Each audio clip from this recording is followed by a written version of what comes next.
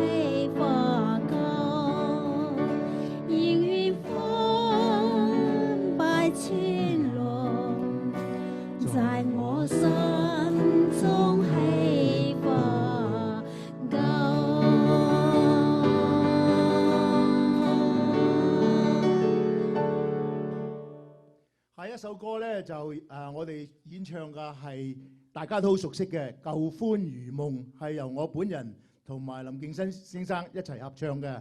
The next song we're going to perform is by the name of Past Romance is Like a Dream, and the co-singers are myself and Mr. Ed Lam. Let's hit it.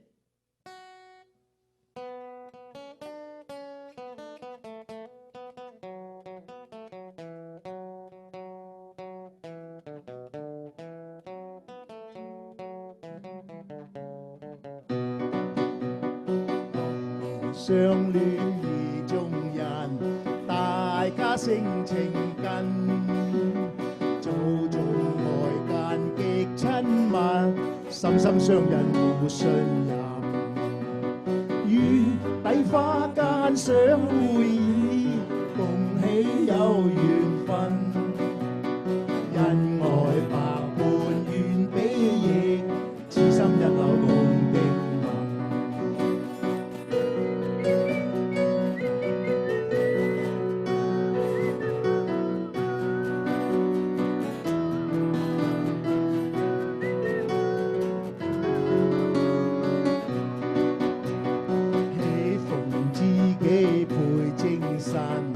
內心快樂無憾，朝晚眷戀共歡聚，天天相見互慰問。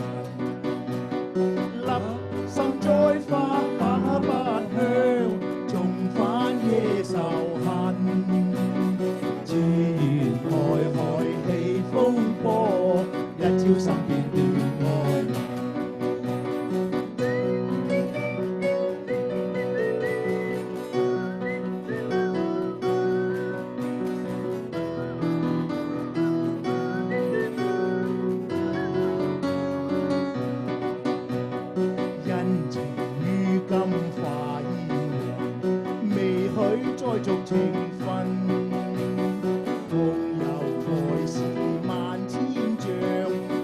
都要盡化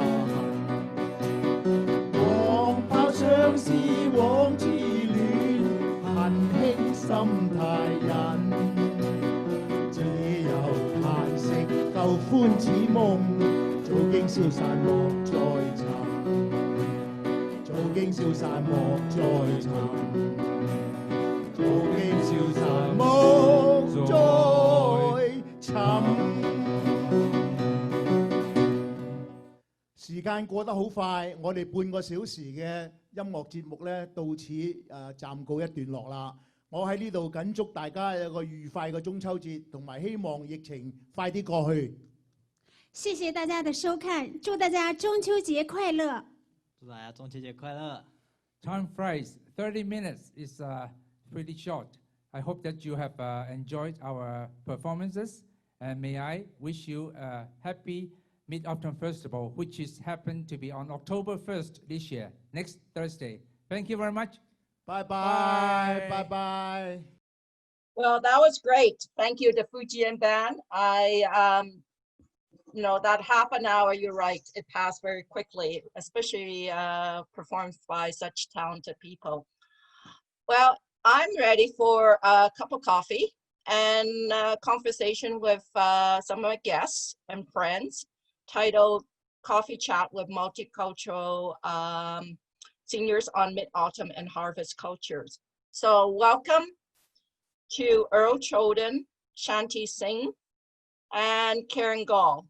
I don't believe I see Burrow here. I did chat with her and she wasn't feeling well. So anyway, I'm sure we'll have a really nice conversation, just the three of us. So please unmute yourself, because everybody else will be muted except for you two, the three of you and myself. Anybody else who's on this session is watching right now are most welcome to actually join us with your cup of with a cup of coffee or tea. This is very informal. It's just a conversation. So to begin with, I'm going to ask Karen, because she's so prepared for this conversation that she brought her baked goods that she demonstrated last week how you make them, and she baked them, and it's there on display, and they look so delicious. So I'm going to start with Karen. So Karen, tell me how you celebrate Mid-Autumn or harvest in your culture. Well, hello everyone. Hi Shanti. Hi Earl. What am I going to say? Okay, so thank you so much for inviting us to be part of this wonderful celebration. Like many other cultures, the Jewish faith has a calendar that is based on the phases of the moon. When there's a new moon, just that little sliver, then a new month begins. And then we make adjustments to ensure that our festivals always fall in the correct seasons. We have several holidays leading up in the fall that lead from one into the next. Rosh Hashanah began last Friday evening, September 18th. Literally, Rosh Hashanah translates as the head of the year, and it's the beginning of our calendar year. And incidentally, we are now in the year 5721. Wow. So Rosh Hashanah begins the 10 days of awe, marking the time from the new year to the end of Yom Kippur, the Day of Atonement. It's a time for serious reflection about the year that has passed and about the promise to live a better life in the new year. Yom Kippur is a 25-hour day of fasting. I know they're only 24, but the fast is 25 hours of fasting, prayer, and repentance. And we say that on Rosh Hashanah, the book of life is opened, and at the end of Yom Kippur, the book of life is closed. And we greet people with the wish that their names be written in the book of life for a healthy, good, and prosperous year. Now, I'm going to say Earl, at any point, if you want to jump in here, because we both are from the Jewish faith. Okay, so 5 days after Yom Kippur is over, we celebrate Sukkot. So that brings us from the new moon at the beginning of the month to the full moon, which would be on the 15th of the month. It's a 7-day harvest festival when we celebrate the success of the summer's crops. We show gratitude for the bountiful harvest, and we share the abundance with family and friends. Basically, it's the Thanksgiving, the Jewish Thanksgiving. We've got lots of names for many of our holidays, and that includes this holiday of Sukkot. Other names include Chag Adonai, which means God's festival, and Hechag, the festival. And this indicates that Sukkot was the most important of the ancient festivals. Sukkot is also called Chag HaAsif, the feast of the ingathering or harvest, as well as Man Simchatenu, the season of our rejoicing. So for Sukkot, there are so many different elements and rituals and traditions. You know, we're supposed to talk for about 2 minutes now, and then we'll go back and forth. But I can only touch on a few of our rituals and traditions. Families, synagogues, and Jewish community centers around the world will build a sukkah, a temporary hut that represents the structures the Israelites lived in during their 40 years wandering in the desert after leaving slavery in Egypt. Thank you. Earl has a picture of one style of sukkah. So you see it is temporary. Can you hold it up again, Earl? Okay, so you see it's temporary. This one is made out of poles and I think fabric. It's decorated inside usually with fruits and vegetables of the season. And you'll see on the roof has to be open to the sky, where the covering or the schach, the branches that you put on top, shield you from the sun, but also allow you to see the stars in the sky at night. So you can't put a real roof on it. In some climates, people sleep in it. But in our, what have we got there, Earl? More, lots of different. So there are lots of different versions. Some are made out of wood or plywood. Some are made out of lattice work, and some are made out of fabric. They're supposed to go up. There you go. They're supposed to go up fairly quickly. There should be a table inside so you can take your meals in there and do your, have your daily morning and evening blessings. There you go. All different styles showing how beautiful they are. We're supposed to share the experience with family and friends, and even share the experience with biblical friends. And so you would invite, symbolically invite Abraham, Isaac, Jacob, Moses, and the matriarchs, Sarah, Leah, Rachel, and so you invite them into the sukkah and to share your meal with you. An element, I wasn't going to go into this, but an element that that we hold 4 species. Earl, can you find a lulav and etrog picture? Yeah. There are 4 species that we hold during the prayers and shake them north, south, east, west, up and down to indicate that God is everywhere. The etrog is a citron. It's like a lumpy lemon full of seeds. Some people make marmalade with it when the holiday's over. The lulav is a date palm branch, and there you go. There's the citron. There's the etrog. that we hold during our prayers. And then the lulav is a combination of lulav, hadass, and arava, which is date palm branch, myrtle. The date palm branch is tall and thin, and it represents the spine. A hadass, or the myrtle, represents the eye because the leaves are shaped like an eye. And arava, the willow, the leaves are shaped like a mouth. So there are so many traditions. Thank you, Karen. Are there anything I know that Earl, you share same culture and tradition as Karen, but you also are quite a globetrotter yourself too. You've been to India and other places. Maybe you can share some of the other, add to what Karen just said, but talk about other cultures and how they celebrate harvest time.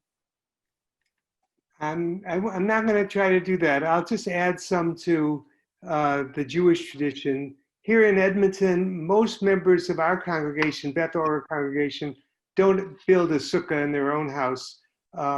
But the congregation builds the sukkah just outside the synagogue building, and we have various programs there. And then during these 8 days, we have special services to celebrate the harvest, and then the last day of the holiday, the last day of Sukkah, there's a special, interesting, fun ceremony called Simchat Torah. And the Torah is a long scroll where the first 5 books of the Bible have been written out by hand. And we have great respect for the Torah, Jews do, because it's the Word of God. And at Sabbath, the holiday service, at Sabbath and at each holiday service, we read a portion of the Torah. So it's time so that you get to the end of it at Simchat Torah during Sukkot. So then you get to the end, what are you going to do? So you got to go back to the beginning, and then there's a big holiday, a big celebration where we unroll it. We unroll it. It's very long. It must be a block long if you hold it up, and you show it to yourself, to the congregation, and it's a celebration. People dance and sing, and in some communities there's drinking, and it's a very happy Jewish holiday. And it's called Simchat Torah because that literally means Simchat is happy in Torah, so it's the happiness of the Torah. I can't tell you, certainly in India there are harvest holidays. There's often one holiday called Lori. People build bonfires. I guess I'm not comfortable. I'm a visitor to those cultures, and I'm not comfortable being a resource for them. Okay, thank you, Earl. Shanti, what about you then? It's at maximum. Okay, now it's perfect. I wonder what's going. Can you hear me now? Yeah. Okay, I'll try again. So go back again. So I said I wasn't born in India. I was born in a little country called Guyana. It's at the tip of South America, and to all religions, basically. So in my family, we celebrate everything, honestly. It's Christmas, and well, in our country, we actually celebrated all religions and all holidays, Muslim holidays and Hindu holidays and Christian holidays. But in Canada, we always get together for Thanksgiving.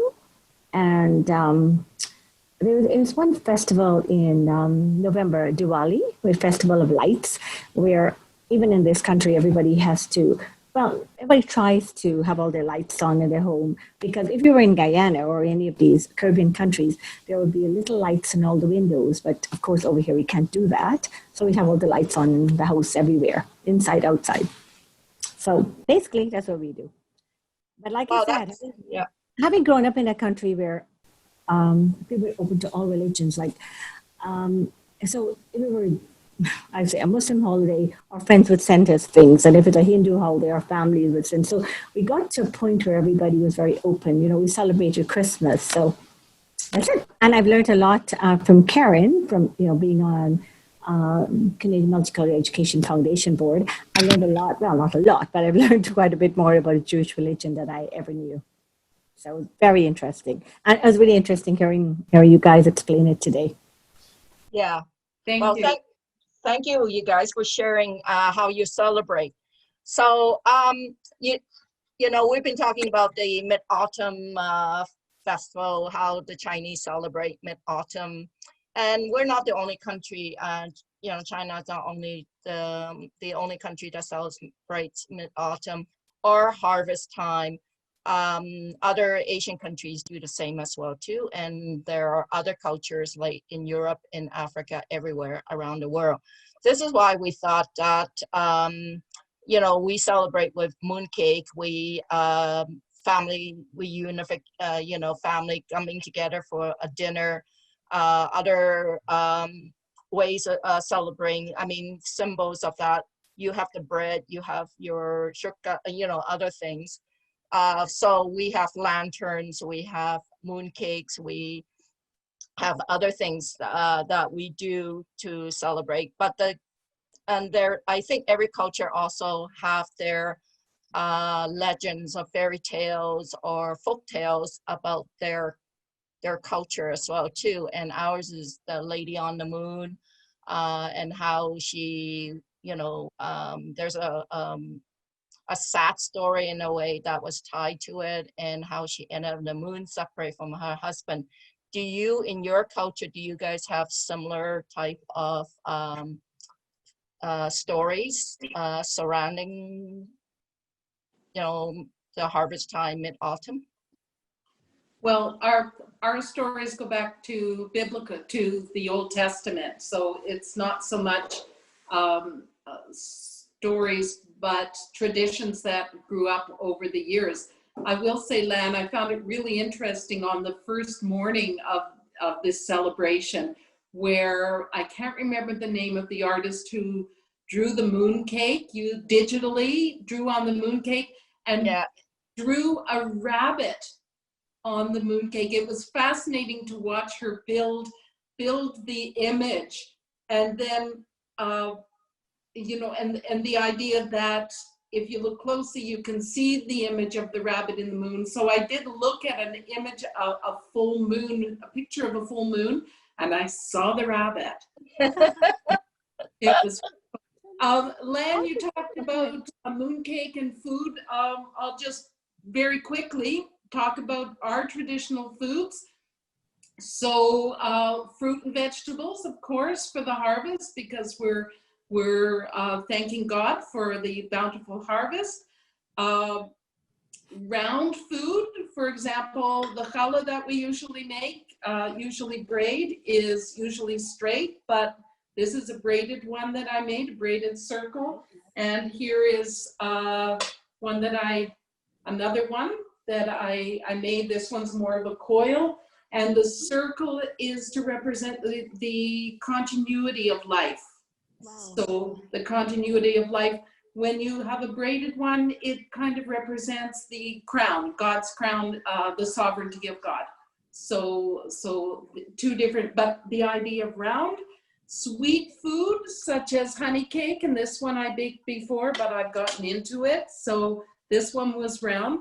Sweet honey cake, apples that will dip in honey, and the sweet. Hungry. I know. I've been sitting here looking at all this, thinking, oh, do I pull into it?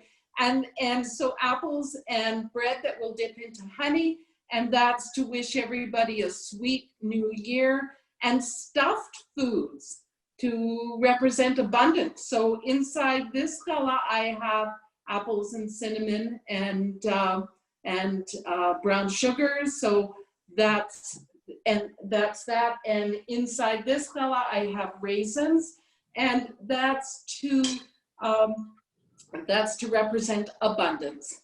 So those are some of our traditions, not so much stories, but the symbols, food symbol. Everything's about food, right? In different. Earl, oh, yeah, our culture is just like that. It's all about food. It's about eating, and I think from what you said too, it's about family. It's about togetherness. And you don't have to be a family, but it's to be together. I think it's all about togetherness, and it's an opportunity for us to come together. And of course, in all cultures, is to come together over food. Over a meal. That is the sort of the glue that would bind us together. Or in my case, it's food is what will bring me to your table, because I love food. So, well, don't we all? Lan, what's the significance of the mooncake? Like, Rach and I, my husband and I were in Singapore in September many, many years ago. And I think it's around that time where mooncakes were in abundance. And it wasn't just one type of mooncake. There are different types of mooncakes. So what's the significance of having mooncake in the September timeframe? Well, it's again, it goes back to the folktale, the story about how the lady got to moon, and Jade, the rabbit, actually, Karen, the jade rabbit, is her companion. That's why you see the lady on the moon, and she's separated from her husband, who is earthbound. So the moon has a big significance because it's Wang, you know, and you notice that, and again, it's about reunion, it's about union, and the circle of the mooncake itself is represented with that, you know, and then Karen talked about, you know, the coil, the eternity. So there's similarity to that as well too. And so the mooncake is made to shape like the moon, representing the moon itself. They're very good, but very rich. Yeah. How do you make a mooncake? Well, we did show a video about how people make mooncakes, but what they make are very new, the more recent type of mooncake. The traditional mooncake is it's seed, what do you call, lotus seed paste, and there will be other types of fillings, and then wrapped in a pastry dough. But and then they put egg yolk in, salted egg yolk in it. It could be quite heavy. You're not supposed to eat the whole. So the mooncake is about sharing as well too, because it's very heavy and it's very filling. And so what you do is you slice it, you know, thinly, and everybody gets again, it's about sharing your food too, and everybody gets a wedge of it. Do you traditionally make it or buy it? I don't make it, but I've seen people starting to make their own mooncakes. It's up to people. I'm not that good at baking, so we would just buy them. And then they come in they you know, they come in different sizes. They could be small or large, and you gift them to people as well too. So during the mooncake time, in fact, I think I got some mooncakes waiting for me, given by the Chinese Citizens Association. They've always been very nice. They would give us some of our board members in the community mooncakes, and they pass them around. And the seniors, a lot of Chinese organizations are very respectful of their seniors, and what they do is they will buy a whole, a box of it would have 4 big mooncakes, and they would give it to the seniors as a sign of respect, so to them. And so they would, every organization, when you go to their mid-autumn banquets, you will see them handing out to the seniors and to take home, you know, with them. So normally we don't bake the mooncakes, buy them already baked. Well, in my case. Some are made with red bean paste too, right? Red bean. Yep. They are made with mainly lotus seed paste, and then some have nuts in there. Yeah. Sway, almost like sway. I don't like those. I prefer just the smooth lotus seed paste with the egg yolk. So the salted egg yolk. So that's always my favorite. I always save my egg yolk last. When you there's certain parts that you eat, and then there's something that you really like and you want to savor at the end, and that the salted egg yolk is my favorite.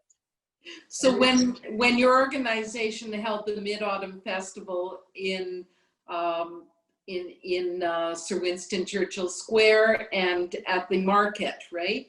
I think the last time I went was at the market, and they were passing out mooncakes. If you were a senior, you got a free mooncake. So that was where they're delicious. Yeah, thank you. I had experienced the mooncakes. Yeah, we're hoping that we can, it's really an outdoor event, because what happens is the family comes home, they eat, and then they would go out.